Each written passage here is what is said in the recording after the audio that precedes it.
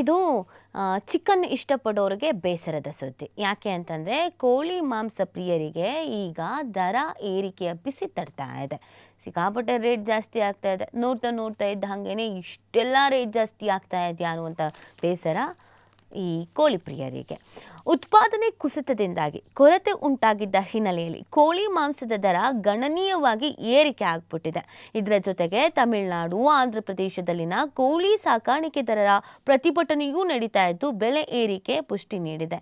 ಡಿಸೆಂಬರ್ನಲ್ಲಿ ಕೆಜಿಗೆ 200ರಿಂದ 240 ರೂಪಾಯಿ ಇತ್ತು ಕೋಳಿ ಮಾಂಸ. ಆದರೆ ಇದೀಗ 350 ರೂಪಾಯಿಗೆ ತಲುಪಿಬಿಟ್ಟಿದೆ. ಇದು ಚಿಕನ್ ಪ್ರಿಯರಿಗೆ ಬಿಸಿ ತಟ್ಟಿದ್ದು ಹೋಟೆಲ್ ರೆಸ್ಟೋರೆಂಟ್ಗಳಲ್ಲೂ ಕೂಡ ಖಾದ್ಯಗಳ ದರ ಹೆಚ್ಚಾಗ್ಬಿಟ್ಟಿದೆ.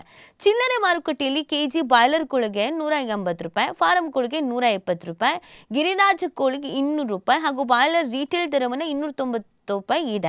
ಹಾಗೂ ವಿತ್ ಸ್ಕಿನ್ 315 ಹಾಗೂ ವಿತೌಟ್ ಸ್ಕಿನ್ 340 ನಿಗದಿಪಡಿಸಿದೆ. ಹೋಲ್ಸೇಲ್ ದರವೇ ಹೆಚ್ಚಾಗಿದೆ. Karnataka poultry traders association wholesale ದರವಾಗಿ ಕೆಜಿ ಬಾಯ್ಲರ್ ಕೋಳಿಗೆ 162, ಫಾರಂ ಕೋಳಿಗೆ 101, ಗಿರಿರಾಜ ಕೋಳಿಗೆ 185 ಹಾಗೂ ಬಾಯ್ಲರ್ ರೀಟೇಲ್ ದರವೂ ಕೂಡ ಜಾಸ್ತಿ ಮಾಡಲಾಗಿದೆ. ಸೊ ಇದರಿಂದ ಚಿಕನ್ ರೇಟ್ ಸಿಕ್ಕಾಪಟ್ಟಿ ಜಾಸ್ತಿ ಆಗ್ತಾ ಇದೆ. ದಿಢೀರಂತ 200 ರೂಪಾಯಿ ಇದ್ದಿದ್ದು 350 ರೂಪಾಯಿಗೆ ಏರಿಕೆ ಆಗಿದೆ ಅಂತಂದರೆ 150 ರೂಪಾಯಿ ಜಾಸ್ತಿ ಸಡನ್ ಆಗಿ. ಈಗ ಒಂದು ಲಾಸ್ಟ್ ವೀಕೆಂಡಲ್ಲಿ ಚಿಕನ್ ತಗೊಂಡವರಿಗೂ ಈ ವೀಕೆಂಡಲ್ಲಿ ಚಿಕನ್ ತಗೊಳಕ್ಕೆ ಹೋದವ್ರಿಗೂ ಗಾಬರಿ. ಅಲ್ಲ, ಮೊನ್ನೆ ಇನ್ನೂ ಕಮ್ಮಿ ಇತ್ತಲ್ಲ, ಈಗ ಮತ್ತೇನಾ ಜಾಸ್ತಿ ಆಗ್ಬಿಟ್ಟಿದ್ಯಾ ಅಂತ ಪ್ರಶ್ನೆ ಮಾಡೋ ಪರಿಸ್ಥಿತಿಲಿ ಇದ್ದಾರೆ. ಯಾಕೆ ಅಂತ ಅಂದರೆ ಉತ್ಪಾದನೆ ಕುಸಿತ ಆಗಿದೆಯಂತೆ. ಸೊ ಈ ಕಾರಣಕ್ಕಾಗಿ ಜಾಸ್ತಿ ಆಗ್ತಾ ಇದೆ. ಇನ್ನು ತಮಿಳುನಾಡಿನಲ್ಲಿ ಪ್ರತಿಭಟನೆ ಅಂತೆ. ನಿರ್ವಹಣಾ ದರ ಹೆಚ್ಚಾದ ಹಿನ್ನೆಲೆಯಲ್ಲಿ ಸಾಕಾಣಿಕೆದಾರರು ಬಾಯ್ಲರ್ ಕೋಳಿಗೆ ಪ್ರತಿ ಕೆಜಿಗೆ 20, ನಾಟಿ ಕೋಳಿಗೆ 25 ನೀಡಬೇಕು ಅಂತ ಒತ್ತಾಯಿಸಿ ಕಂಪನಿಗಳ ವಿರುದ್ಧ ಧರಣಿ ನಡೆಸ್ತಾ ಇದ್ದಾರೆ. ತಮಿಳುನಾಡಿನ ಪಲ್ಲಡಂ ಮತ್ತು ನಾಮಕ್ಕಲ್ ಭಾಗಗಳಿಂದ ಬೆಂಗಳೂರು ಸೇರಿದಂತೆ ರಾಜ್ಯದ ಇತರ ಭಾಗಗಳಿಗೆ ಪ್ರತಿದಿನ ಕೋಳಿ ಮಾಂಸ ಪೂರೈಕೆ ಆಗ್ತಾ ಇದೆ. ಇನ್ನು ಕರ್ನಾಟಕ ಪೌಲ್ಟ್ರಿ ಟ್ರೇಡರ್ಸ್ ಅಸೋಸಿಯೇಷನ್ ಅವರು ಏನು ಹೇಳ್ತಾ ಇದ್ದಾರೆ ಅಂತಂದರೆ, ತಮಿಳುನಾಡಿನ ಪ್ರತಿಭಟನೆಯಿಂದಾಗಿ ನಮ್ಮಲ್ಲಿ ದರ ಏರಿಕೆ ಆಗಿಲ್ಲ, ಬದಲಾಗಿ ಇಲ್ಲಿಯೇ ಉತ್ಪಾದನಾ ಕುಸಿತದಿಂದ ಬೆಲೆ ಏರಿತು. ಈಗ ಉತ್ಪಾದನೆ ಹೆಚ್ಚಳ ಆಗ್ತಾ ಇದ್ದು ದರ ಇಳಿಕೆ ಆಗಲಿದೆ ಅಂತ ಹೇಳ್ತಾ ಇದ್ದಾರೆ. ಒಂಚೂರು ಗುಡ್ ನ್ಯೂಸ್ ಹೇಳ್ತಾ ಇದ್ದಾರೆ ಅವರು. ಇಲ್ಲ, ಸ್ವಲ್ಪ ಕಮ್ಮಿ ಆಗುತ್ತೆ ಅಂತ, ಮೋಸ್ಟ್ಲಿ ಮುಂದಿನ ವಾರದಲ್ಲಿ ಕಮ್ಮಿ ಆಗ್ಬೋದು ಅಂತ ಅನಿಸುತ್ತೆ.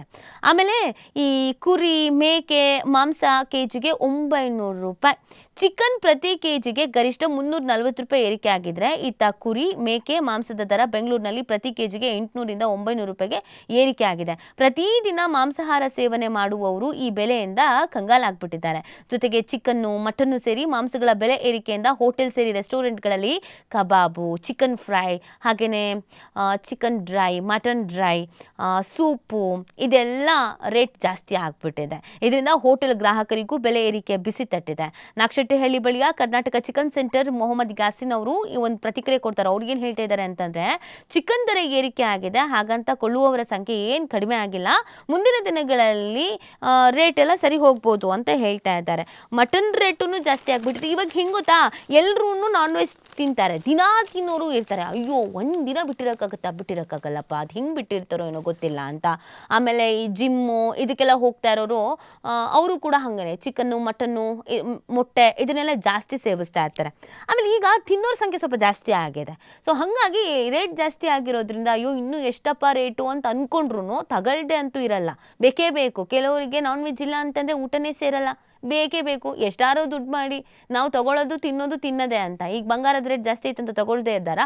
ಸೊ ಇನ್ನು ತಿನ್ನೋ ವಿಚಾರ ಬಿಡೋಕ್ಕಾಗತ್ತಾ ಅಂತ ಹೇಳಿ ತಿನ್ನೋ ಜಾಸ್ತಿ. ಬಟ್ ವರಿ ಮಾಡ್ಕೊಳ್ಳೋಂಗೇನು ಇಲ್ವಂತೆ, ಇನ್ನೊಂದು ಸ್ವಲ್ಪ ದಿನ ಆದಮೇಲೆ ಕಮ್ಮಿ ಆಗುತ್ತೆ. ನಮ್ಮ ಕರ್ನಾಟಕದಲ್ಲಿ ಈಗ ಉತ್ಪಾದನೆ ಅನ್ನೋದು ಜಾಸ್ತಿ ಆಗ್ತಾ ಇದೆ. ಇದು ಲಾಂಗ್ ಟೈಮ್ ಏನು ಇದೇ ಥರ ರೇಟ್ ಜಾಸ್ತಿನೇ ಆಗಿರುತ್ತೆ ಅಂತ ಏನಿಲ್ಲ, ಕಮ್ಮಿ ಆಗುತ್ತೆ ಅಂತ ಹೇಳ್ತಾ ಇದ್ದಾರೆ. ಸೊ ಇದೊಂದು ಹೋಪ್ ಇಟ್ಕೊಂಡು ಕಾಯ್ಬೋದು. ಓಕೆ ಫೈನ್, ಕಮ್ಮಿ ಆಗುತ್ತೆ ಅಂತ.